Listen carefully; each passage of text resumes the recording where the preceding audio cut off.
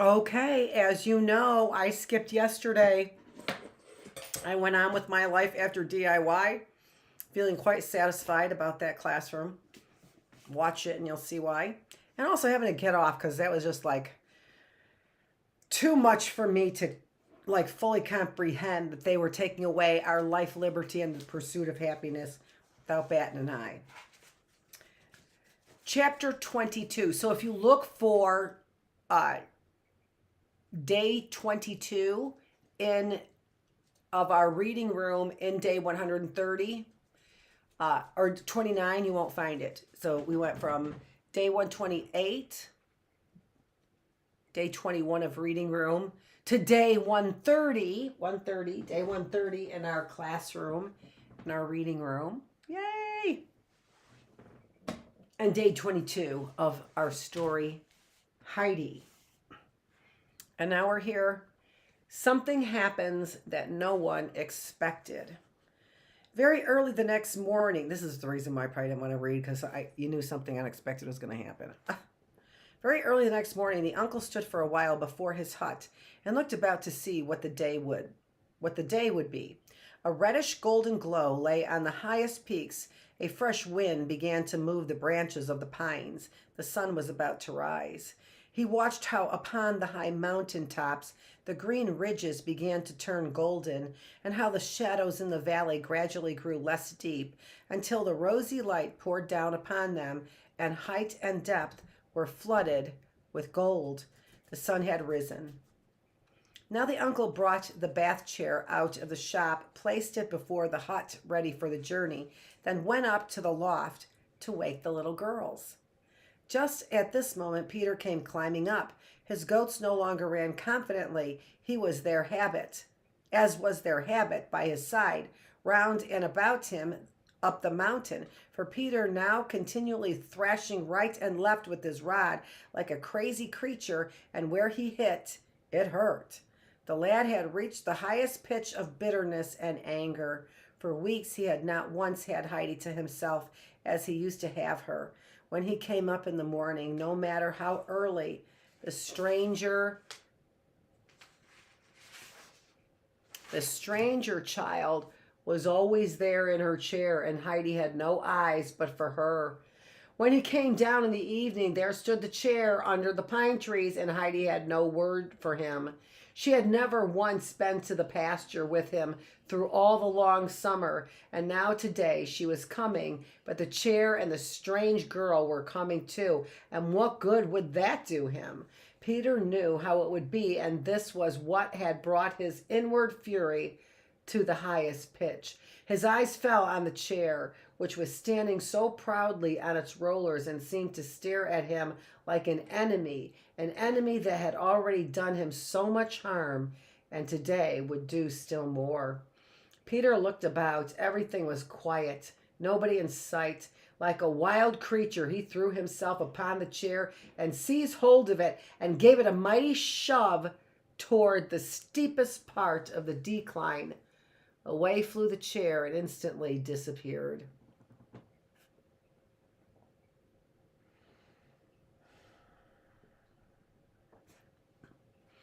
Peter rushed up the elm as if he had suddenly become winged, not stopping once until he reached a big blackberry bush, behind which he concealed himself. He had no desire for the uncle to catch sight of him. He was anxious to see what would become of the chair. Nevertheless, this bush was placed most conveniently on the edge of a spur. Here, half hidden, he could look down the elm, and if uncle appeared, could conceal himself in a trice. What a wonderful thing met his view. Far below him, his enemy was plunging down, as if driven by an ever-increasing power. Now it turned over and over, then made a big leap, then threw itself down again on the earth and rushed to its ruin. Bits of it flew in every direction, feet, arms, cushions, everything was thrown into the air. Peter felt such an unbounded joy at the sight that he jumped up with both feet together. He laughed aloud. He stamped for joy. He leaped about in a circle. He ran to the same place again and looked down, broke out into laughter again and again, leaped about. He was really quite beside himself with delight at the overthrow of his enemy, for he saw all sorts of pleasure that would follow for him. Now surely the stranger would be obliged to go away, because she would have no means of moving about. Heidi would again be alone and would come with him to the pasture and be at his call mornings and evenings, and everything would be back in the old order. But Peter did not bethink himself of what it is to do a bad deed and of what follows. Just then Heidi came running out of the house toward the workshop. Behind her was a grandfather with Clara in his arms. The workshop door stood wide open. The two shutters were standing against the side of the building. All within was bright as day. Heidi looked here and there, ran down the corner, and came back again, her face betokening the greatest astonishment. At the moment her grandfather joined her. "What does this mean? Have you rolled the chair away, Heidi?" asked he. "I am looking for it, grandfather, and you told me that it stood near the workshop," said the little girl, casting her eyes about everywhere. The wind had in the meanwhile grown stronger. It clattered at the workshop door and threw it slamming against the wall. "Grandfather, the wind has done it," said Heidi, and her eyes grew big at the discovery. "Oh dear, if it has rolled down to Dorfley, we cannot get it back until it is too late for us to go."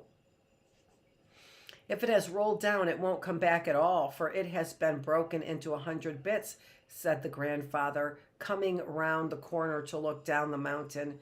"But 'tis strange that it should have gone down," he added, as he looked back and remembered that the chair would have had to go round the corner of the hut before starting down the mountain. "Oh, what a pity. Now we cannot go today, and perhaps never," lamented Clara. "Now I shall certainly have to go home, for I have no chair. Oh, what a pity. It is too bad." But Heidi looked up in perfect confidence at her grandfather and said, "You can find some way for us to go to the pasture and to keep Clara here too, can't you, grandfather?" "We will go up to the pasture as we intended," said the elm uncle, "and see what will happen next." He went into the hut, brought out a pile of shawls, and put Clara on them upon the sunny grass. Then he went to fetch for the children their morning's milk, and to bring schwanli and barley from their stalls.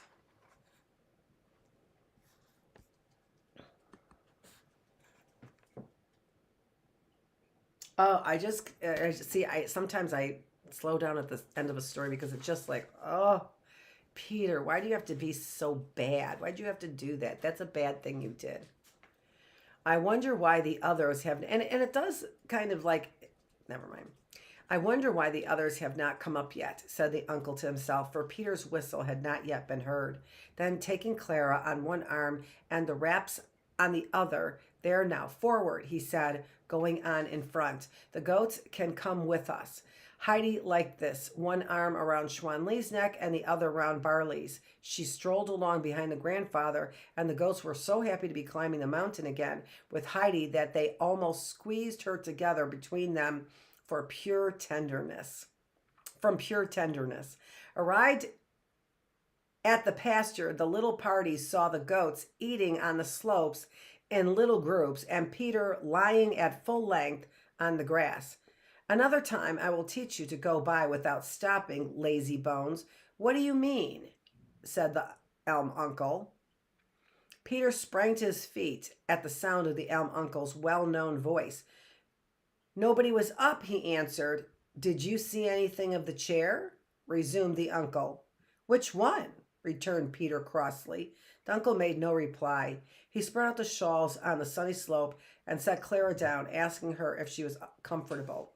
"Just as comfortable as if in the chair," she said, thanking him. "And I am in the very nicest place. It is beautiful, perfectly beautiful, Heidi," cried she, looking all about. The grandfather was preparing to go back. He bade them enjoy themselves together, and when it was time, Heidi was to fetch the dinner from the satchel that he had put yonder in the shade. Peter was to get their milk, but Heidi must make sure that it was brought from Schwanli. Toward evening, the grandfather said he would return, but first of all, he must go to see what had become of the chair. The sky was deep blue. The cloud was to be seen, no cloud was to be seen in any direction. The great snowfield opposite glistened as if with thousands of gold and silver stars. The great pillars of rock stood high and firm as from ancient time in their place and looked sternly down into the valley. The big eagle balanced himself in the azure, and over the heights the mountain wind blew cool upon the sunny Alp. The children were unspeakably happy. Now and then a goat came and lay down a little while by their side. The tender Snowball came most often and laid her head against Heidi and would scarcely have gone away had not one or another of their herds driven her. Thus Clara learned to know them apart so that she was no longer likely to mistake one for another, for each one had an entirely different face and its own manner. They were now so well acquainted with Clara that they would rub their heads against her shoulder, which was their surest sign of confidence. Thus the hours passed by. Then it came into Heidi's head that she would go over to the place where all the flowers were to see if they were open and as lovely as the year before. If they waited until their grandfather came up in the evening, she was afraid that they would be closed. The desire grew so strong in Heidi that she could no longer resist it. A little doubtfully, she asked, "Will you be angry, Clara, if I run off for a while and leave you alone? I should like so much to see how the flowers look. But wait a moment." An idea had occurred to Heidi. She sprang aside and tore off a pair of fine branches from the green bushes. Then she took Snowball by the neck and led her to Clara's side. There you will not be alone now, said Heidi, and gave Snowball a little push. The pretty creature understood and lay down. Then Heidi threw the branches into Clara's lap, and the latter said that she did not mind being left alone with the goats. It was something that had never happened to her before. So Heidi ran off, and Clara began to feed Snowball, giving her leaf by leaf to eat from her branch, and the goat became quite tame and drew the leaves slowly, one by one, from her hand. It was easy to see that she was happy there, for she did not make any motion to go away, though she was constantly stirred up by the big Turk. It seemed delightful to Clara to be sitting here alone with this gentle goat that looked up at her as if she wished for protection. A greater desire arose in the girl's heart than she had ever yet experienced to be for once mistress of herself and to be able to help others and not always be waited on and tended.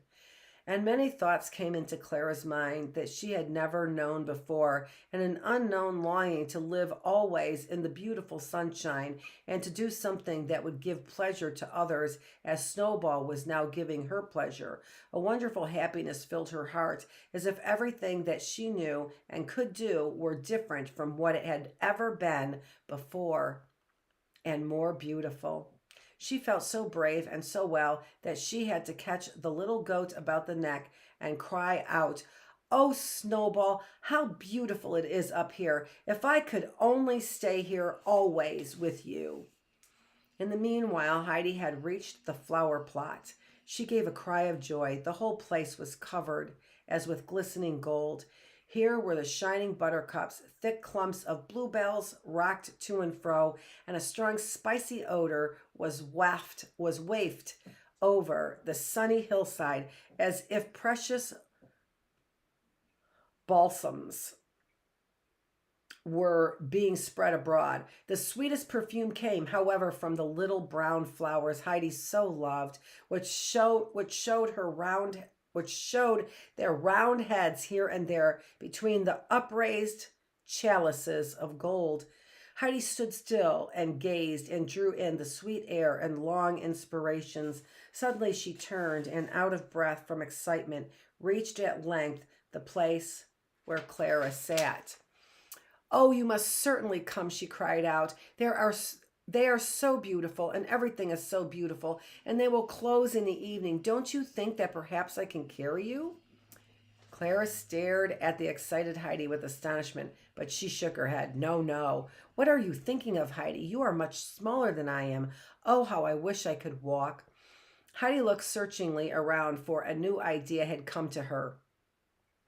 Over yonder, where Peter had been lying on the ground, he was sitting now and staring at the children. He had been sitting there for hours, staring at them, as if he could not rightly understand what he was looking at. He had destroyed the chair that everything might come to a standstill, and the stranger no more be able to stir. And a short time afterward, there she came and was sitting on the ground by Heidi's side. It could not be, and yet it was. He could see that whenever he could see that whenever he wished. Now Heidi called out to him, saying, "Come down here, Peter," and her voice sounded very decided. "Won't come," he said in reply. "Yes, you must. Come, I cannot do it alone. You must come help me. Come quick," urged Heidi. "Won't come," cried he again. And at this, Heidi ran down the mountain a little way toward the lad. She stood there with flaming eyes and cried out, "Peter, if you do not come this instant, I will do something to you that you will not like. You may believe it." These words were a sharp thrust for Peter, and he was seized with dire anxiety. He had done something wrong, which he thought nobody knew of. He had been delighted with his deed up to this moment, but now Heidi was talking as if she knew all about it and was going to tell grandfather, and Peter was dreadfully afraid of that person. If he should learn what had become of the chair, Peter was becoming more and more uneasy. He rose and went toward Heidi. You'd think that some kids would think like, "Don't do that again. It makes me feel like crap." "I'm coming, but then you must not do it," he said, so tamed with fear that Heidi took pity on him. No, now I will not," she replied. "Come with me. It isn't anything to be afraid of what I want you to do." When they reached Clara, Heidi directed that Peter should take her firmly by one arm, while she herself held her by the other, and that they should lift her up. This succeeded pretty well, but now came the most difficult part. Clara could not stand alone. How was it possible to hold her up and bring her forward at the same time? Heidi was too small to support her with her arm. "You must take me round the neck quite fast."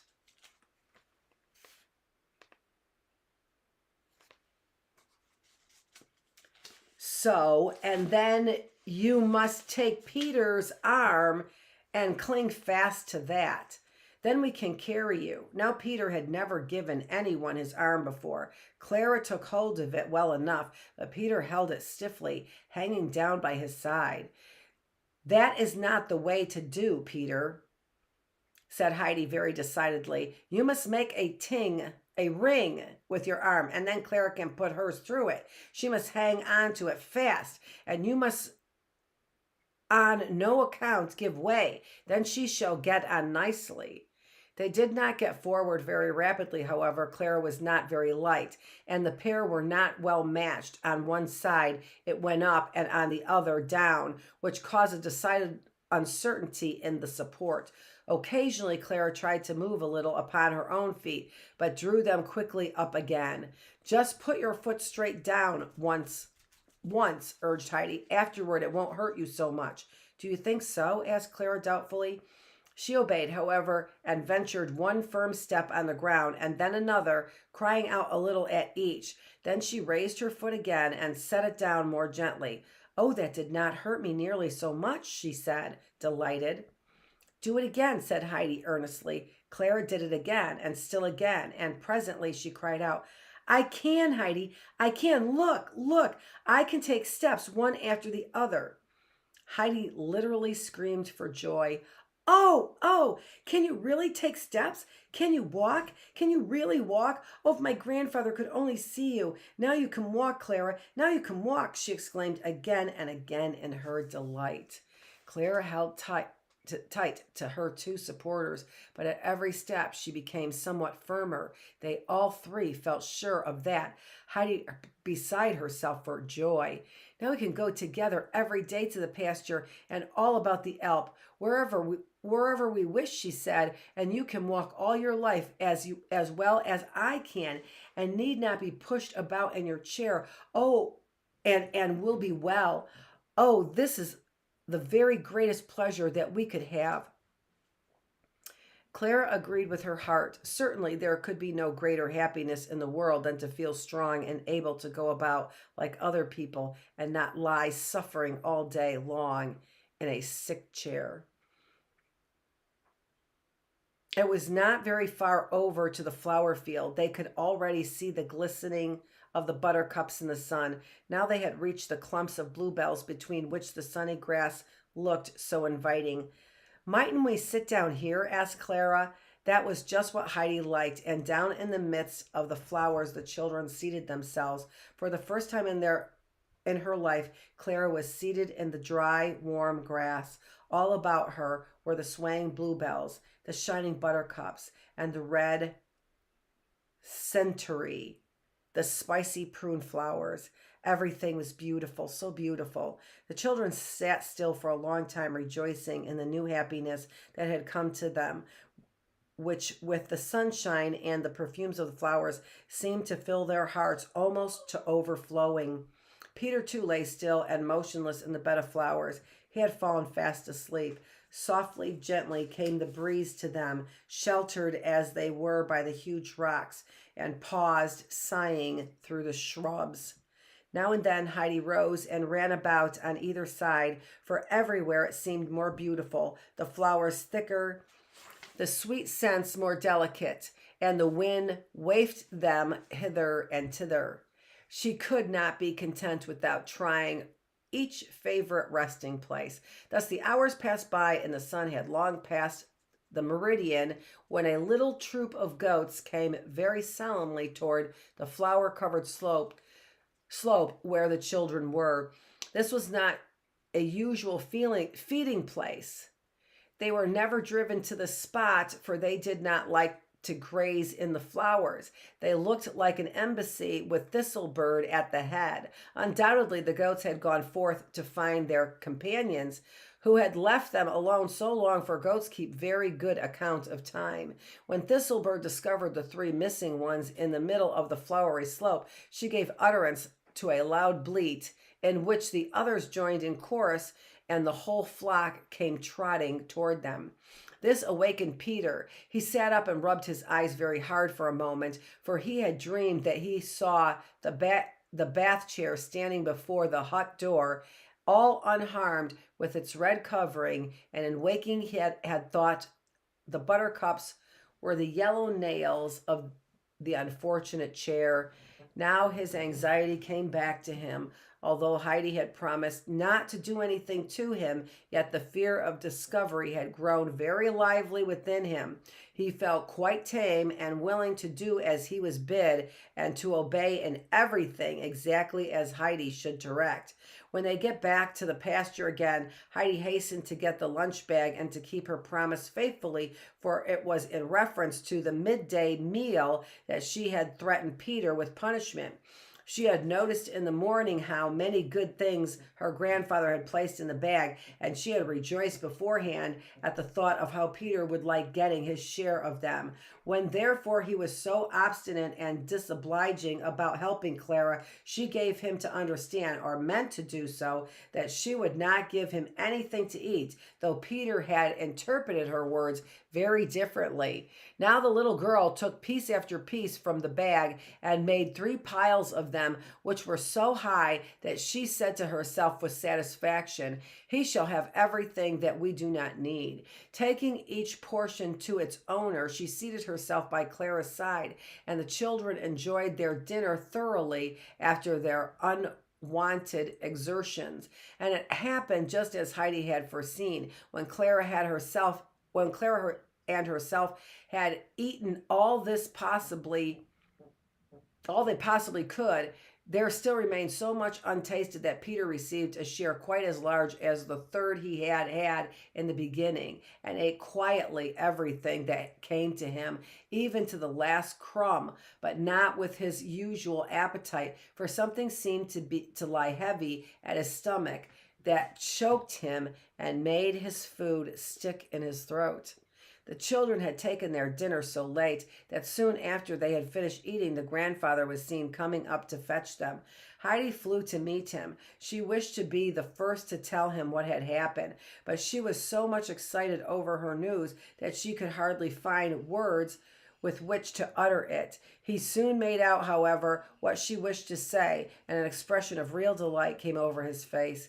He hastened his steps, and as he came up to Clara, he said to her, smiling pleasantly, "So now we have tried, and we have won." He raised Clara from the ground, passed his left arm around her waist, and held his right as a firm support for her hand, and she marched along with this steady support at her back much more surely and with less fear than before. Heidi ran about them shouting for joy, and the uncle looked as if some great good fortune had befallen him. He soon took Clara in his arms, however, saying, "We must not overdo it. It is quite time to get home." And he set himself at once to work, for he knew that Clara had made such unusual exertions that she needed rest immediately. When Peter came down to Dorfley with the flock that evening, a large knot of the villagers were gathered together and crowding each other a little here and there, the better to see what was lying on the ground. Peter wished to see too. He elbowed and pushed right and left till he got through the crowd. Now he saw on the grass lay the central piece of the bath chair with the part of the back hanging to it. The red covering of the shining brass nails proved what a handsome chair it must have been when perfect. "I was here when it came to be carried up the elm," said the baker, who stood near Peter. "It was worth 500 francs at least, I will wager. I should like to know how it happened." "The wind might have driven it down. The uncle himself said so," said Barbel, who stood by admiring the red covering. "It is pretty lucky that nobody else did it," said the baker again. "He would catch it, I'm thinking. When the gentleman in Frankfurt finds out, he will have the thing looked up. I am glad for my part that I have not been up on the elm these 2 years past. Suspicion may fall on anybody who has been up there lately." Many different opinions were uttered, but Peter had heard quite enough. He crept furtively out of the crowd and ran with all his speed up the elm as if someone were after him to catch him. The baker's words had frightened him terribly. He knew now that at any moment a policeman might come from Frankfurt to investigate the affair, and it would come out that he was guilty, and they would take him and send him to the house of correction. Peter saw this in prospect, and his hair stood on end for fear. Disturbed beyond measure, he reached his home. He would give no answer to anything. He would not eat his potatoes. He crept to his bed as fast as he could and lay there groaning. "Peterkin must have been eating sorrel again. He has a stomach ache. Hear how he groans," said his mother, Bridget. "You must give him more bread. Give him a piece of my roll tomorrow morning," said the grandmother pityingly. When the children looked from their beds out into the starlight that same evening, Heidi said, "Haven't you realized all day, Clara, what a good thing it is that the God does not grant our prayers no matter how earnestly we pray to him if he has something better in store for us?" "Why do you say that now, Heidi?" asked Clara. "Don't you know how I prayed in Frankfurt that he might go home right away? And when the good God did not let me go, I thought it was because he had not listened to my prayer. But you thought it was but you see, if I had gone away, then you would never have come here, and you would not have been cured on the Alp." Clara became very thoughtful. "But Heidi," she said after a pause, "if that is true, we ought never to ask for anything, because the good God must always know of something better for us than we can know about." "Oh, true that, Clara, true that."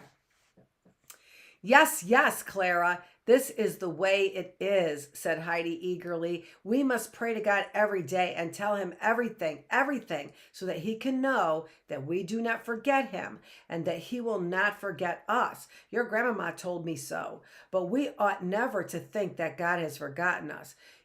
Because he does not grant our prayers.